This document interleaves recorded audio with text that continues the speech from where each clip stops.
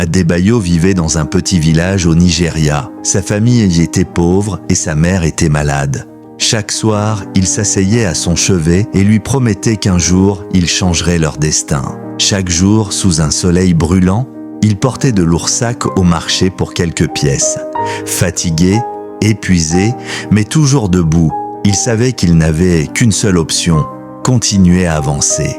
Un jour, alors qu'il travaillait dur comme toujours, un homme riche du nom de Monsieur Okonkwo l'observa attentivement. Il voyait en lui quelque chose de rare, une détermination inébranlable.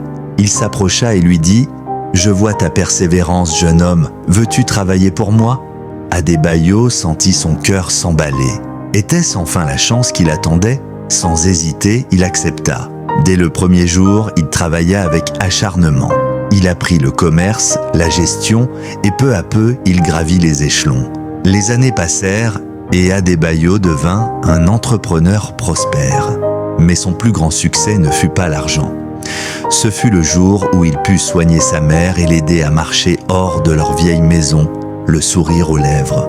Le succès n'est pas une question de chance, c'est une question de détermination. Peu importe d'où tu viens, ce qui compte, c'est où tu veux aller.